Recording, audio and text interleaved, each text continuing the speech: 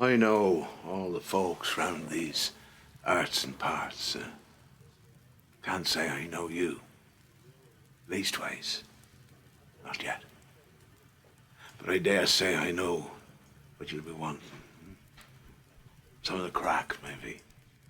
A wee yarn with your sup, is it? No harm in that. Come on over. Warm yourself, I'll warn you, though. If it's the old Begor and Blarney shenanigans you're after, you'll not hear them from me. Well, if such like pleases you, you sit on. I'll fill your ears. And see what story is meant for you on this dark old night.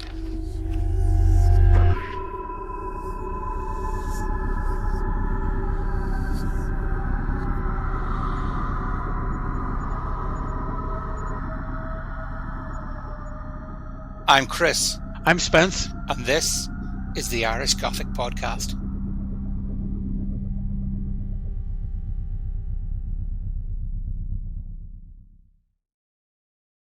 Tonight we talk about what people around here like to call the eighth wonder of the world, the Giant's Causeway. Was it created by ancient volcanic eruptions or by a giant called Finn McCool? Let's find out.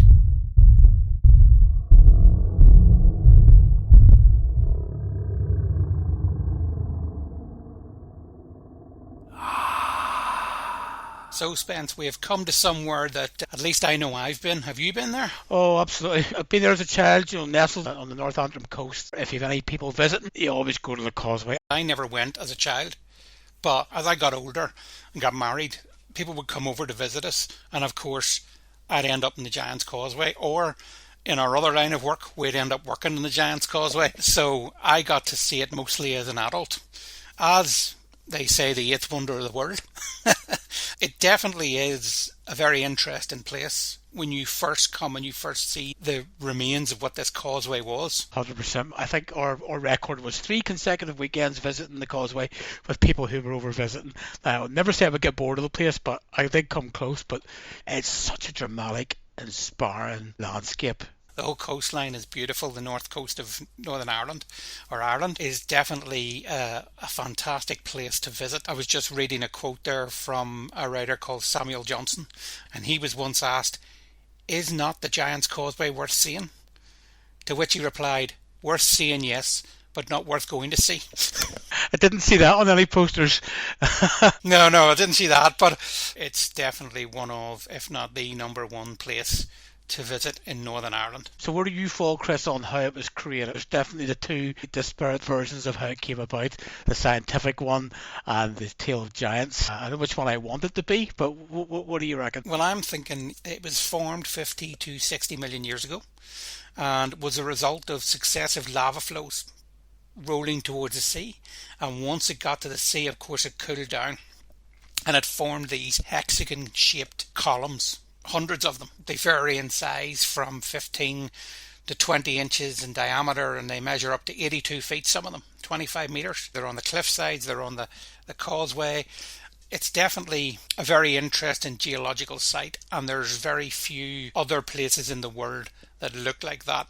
So true, man. I mean, you're standing on those stones and the waves are spraying up around you, and you've got those columns of rock, the organs in the background. You can imagine yourself almost being in one of those dinosaur movies. It's got that ancient feel about it. Despite the tourists, despite the bus that takes you up and down the causeway, it still feels like a step back in time. A place where you can understand legends that weren't maybe quite so scientific could spring out of. Well, the interesting thing I've always found, and I don't know about you, is that it always seems to have its own ecosystem where it could be 25 degrees at the top and 10 degrees at the bottom, or it could be bone dry and raining on the causeway. It has its own little weather system down there. Very true, very true. So what about that more Irish Gothic-esque version of how the causeway came around? Oh, you mean the truth? The truth.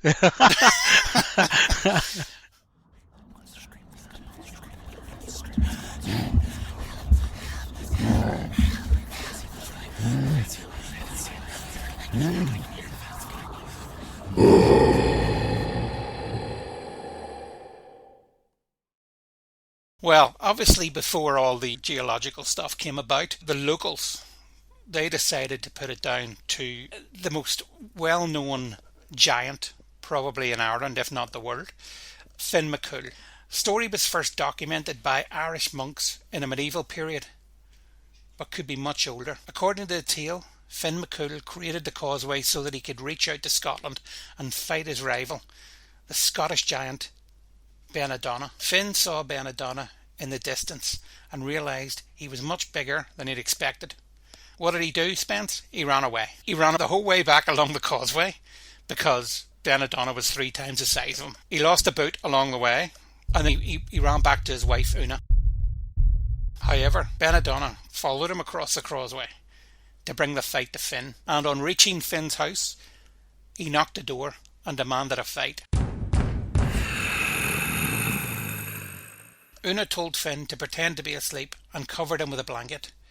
She told Benadonna that Finn was out and the sleeping Finn was their only child, Oisin. Benadonna took one look at the enormous baby and he feared the size of the father must be. So he fled back to Scotland, tearing up the Causeway as he went, so that Finn could not follow him back, leaving only its remnants at the Giant's Causeway in Northern Ireland and Fingal's Cave in the Scottish Isle of Staffa. But you just want that to be true. That wee twist with the baby, that clever move that Oisin makes, it's brilliant. I think about the landscape more now. There's a giant's boot is there's a giant's organ, the giant's harp, which is all part of the geology, part of the sod that was thrown, filled in with water and became our Loch Ness. Similar to our earlier podcasts, people looking at the geography of the land and coming up with these wonderful stories around these things. You could imagine going down there, 7th century, not knowing how this became what it was, because it's an awesome sight when you see it. I'll put pictures up on our social media. When you go to see it now, there's a road down to it, there's obviously a load of tourists, but back then there was no road, there was just this awesome thing that they couldn't find anywhere else in Ireland. So no wonder myths and legends grew up around it.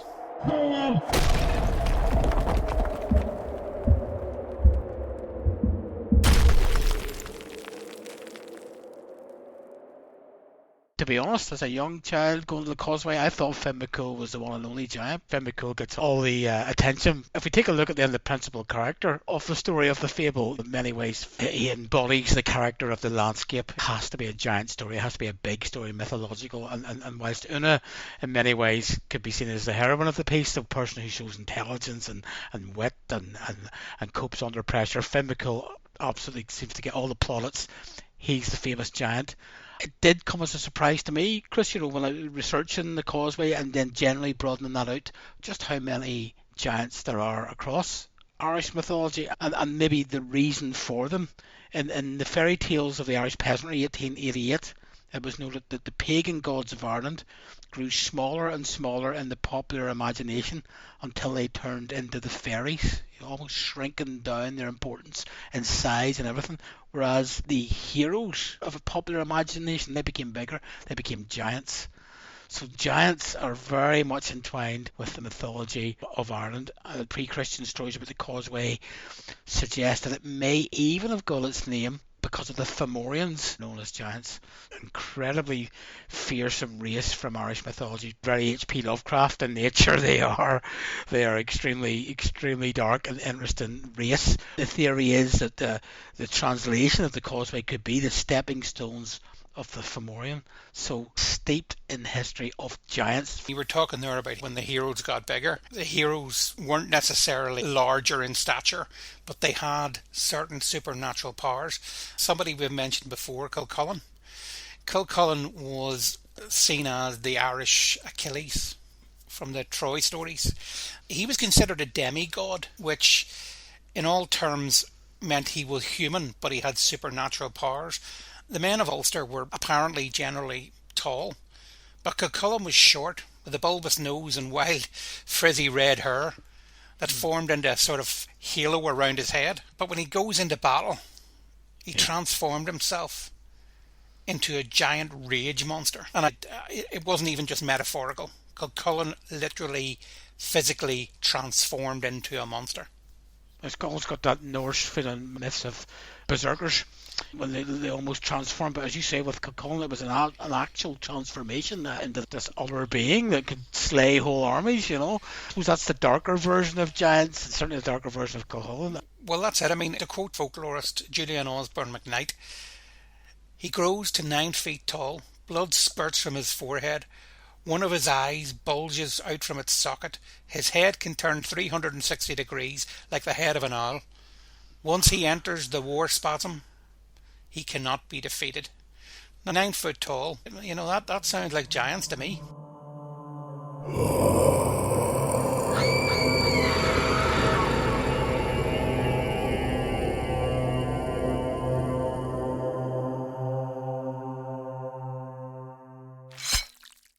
Finn McCool's actually starting to look rather tame. Another giant, and I may butcher the pronunciation here, but Iliac was another giant. Now, like Finn McCool, he and many giants, it seems, he was wont to tear up clumps of boulders and landscape and hurl them here, there, hither and yon. That's a bit of a motif that runs through lots of giants. But this guy, Iliac, was different again and had that sort of darker element that you're talking about, Chris. He used to squish people to death with his bare hands.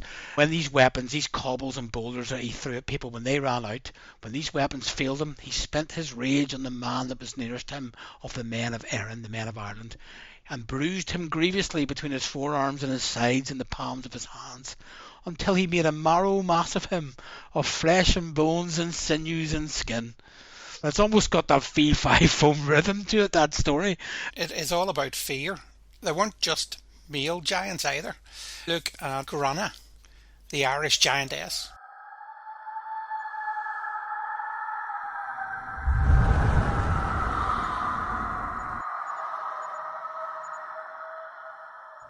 To borrow from C.J.S. Thompson's Giants, Dwarfs and Other Oddities, Grana lived at the Rock of Carragagunal, or Rock of the Candle.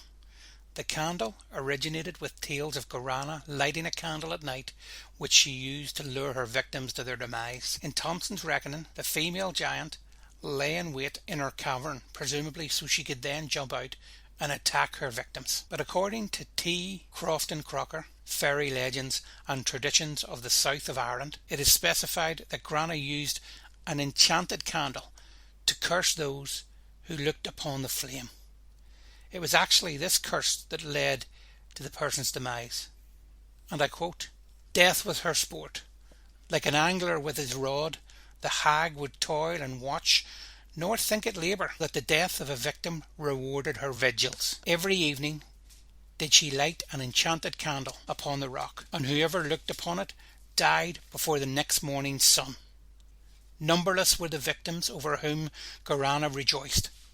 One after another had seen the light, and their death was the consequence. Come the country round to be desolate, and Carragagunal, the Rock of the Candle, by its dreaded name."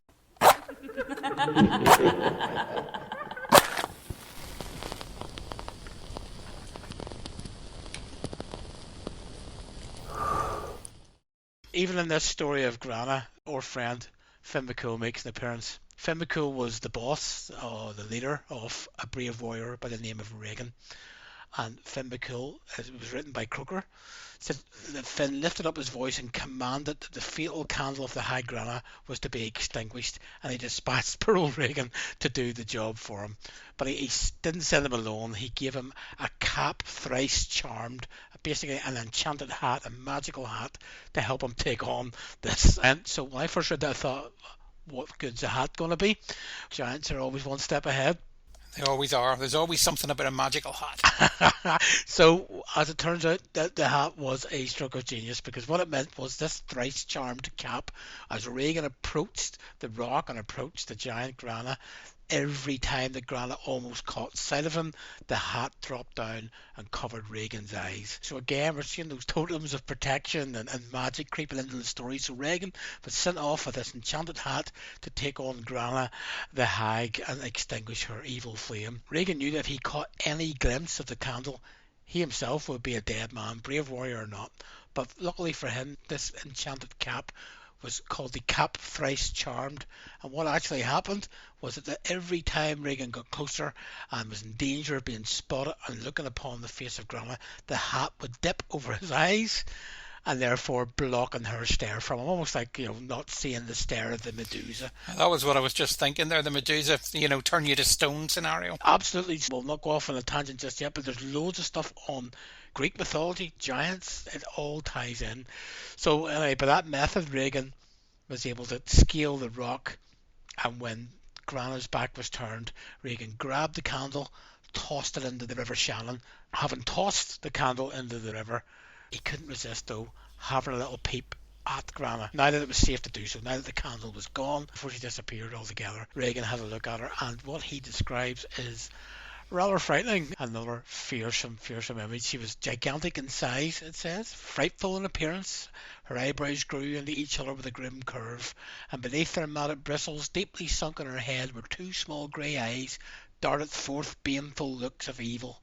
And from her deeply wrinkled forehead issued forth a hooked beak, dividing two shriveled cheeks. Her skinny lips curled with a cruel, malignant expression, her prominent chin studded with bunches of grisly hair. And when he beheld this enraged hag with outstretched arms prepared to seize and whirl him after her candle, Regan instantly bounded westward from the rock into the wild and wondrous spring. So Regan got away, the candle was destroyed, and Grana never seen again, eh? That is some image, Spence. That is some image. I think I went out with her in the 90s.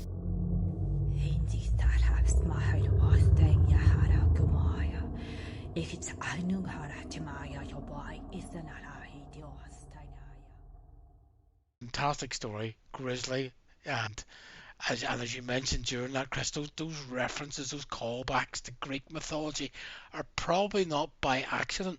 I wouldn't have thought so. You're looking at those Sinbad movies with the Cyclops and various other famous creatures, the Minotaur and things like that. There are various versions of giants globally, but of course we all know that those versions of giants obviously did come from Ireland. Whilst we probably can confidently lay claim to Finn McCool being one of the coolest giants, the Greeks will probably claim that they were there first. They said even the word giant comes from the Greek gigantes, meaning earthborn. And again, there's the mention of the word earth, because the theory about why giants exist at all, and this certainly applies to the Causeway and Finn McCool, is it's trying to make sense of a landscape around us. But there are other psychological reasons as well why we as human beings perhaps create or gravitate towards these stories of giants, and often the giants serves as symbols of strength and chaos, and also of the unknown. So as we spoke about before, Chris, and this theme does come up again, it does seem to be about fear and protection. What are the things that are unknown? What are the things we're afraid of? We're at the mercy of weather and disease and pestilence, and we're trying to make sense of all these things. Giving it a form, even a giant, makes some kind of sense, and it always comes with that magic weapon. In this case, it was the thrice charmed cap. I don't want to delve into it too deeply on this podcast, but there's also a place called High Brazil where legend has it the giants, the fairies, they all went to live when Christianity took over Ireland, a hidden island off the coast of Galway. So they could still be out there, the giants. That's right. And from memory, that island appeared on old seafaring maps as a place that seafarers were aware of, but then it came and went.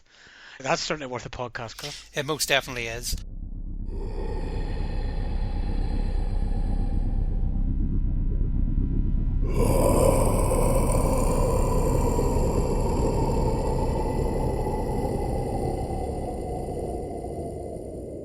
Earlier you said, Spence, about giants getting smaller and heroes getting bigger, but I definitely think it's interesting that as Christianity took over Ireland, the myths and legends got smaller. It's almost like they were condensed. The leprechauns came condensed into these small little green men with a top hat, which by legend standards is not true. It's almost like Christianity. The bigger it got, the smaller the belief in these old ways got, which meant the smaller the creatures got. It's almost like a Christianity doing it almost like a rebranding and a way of taking these beliefs, which meant a lot to the people, and almost trivializing them, squeeze those leprechaun myths till they literally now fit on a cereal package. That's where it began. That's where that journey of almost making them comedic, that's where it began.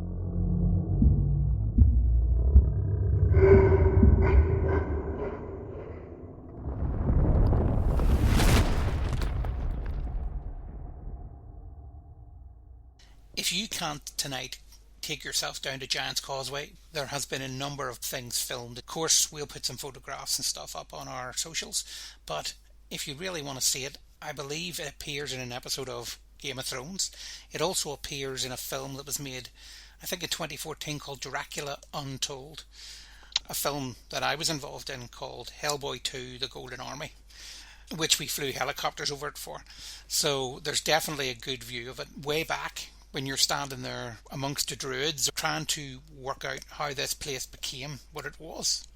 I mean, these hexagon-shaped stones, how did God himself come down and chip these stones out? Making sense of the landscape, isn't it? Trying to make sense. And that particular landscape being so striking, so unusual, it could only have given birth to a fantastical, brilliant story, but still resonates today, like the story of Finn McCool. It had to be big, didn't it? It had to be a larger-than-life story to go with that landscape. Well, to be honest, to me it's the truth. It has to be the truth. I mean, who's ever heard of volcanoes? Yes.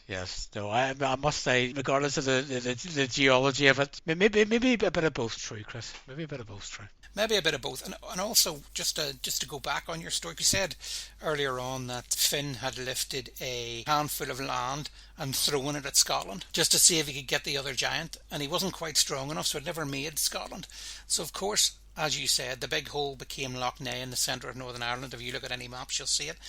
But that bit of land that landed in the sea, that later became the Isle of Man. So Finn McCool created the Isle of Man out of a slight disagreement with some Scottish people. I suppose that's true, Chris. In fiction, you mentioned sort of contemporary movies there that have used the Causeway, but I suppose giants generally, like the BFG, And the Beanstalk, Gulliver's Travels. This idea of dragons, they're powerful symbols. Wasn't it, if you're in Belfast, was it Black Mountain that is shaped like a large nose? Napoleon's nose, they call it, I think. It was apparently the inspiration for the giant in Gulliver's Travels, which is written by Jonathan Swift.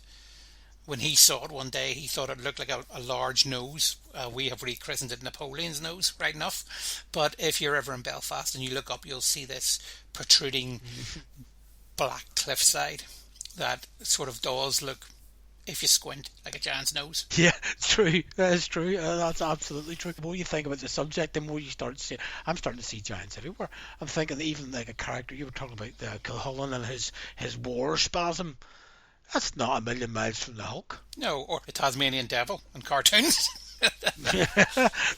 They are. We could probably just list giants all night. But I suppose the reason for that is that they mean more. They resonate to us as human beings. They talk about the human condition, symbols of strength, symbols of struggle. They reflect our fears, our aspirations, right down to our very own hockey team, the Belfast Giants. Giants are very much part and parcel of life here, certainly in the north of Ireland and across Ireland as a whole.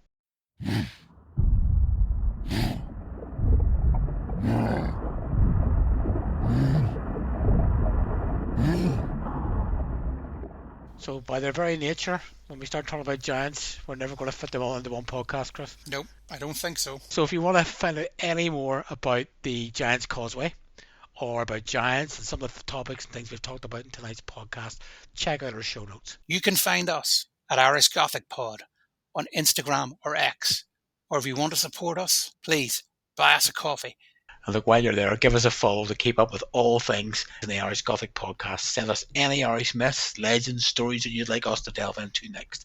And please come back next week where we're going to face one of the big ones, St. Patrick.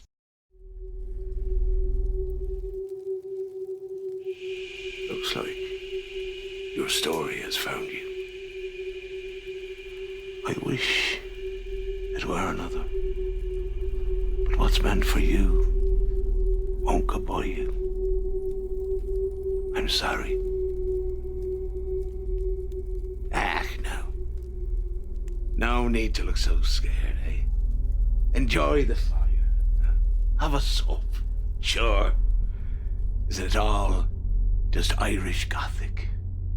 All just Irish Gothic.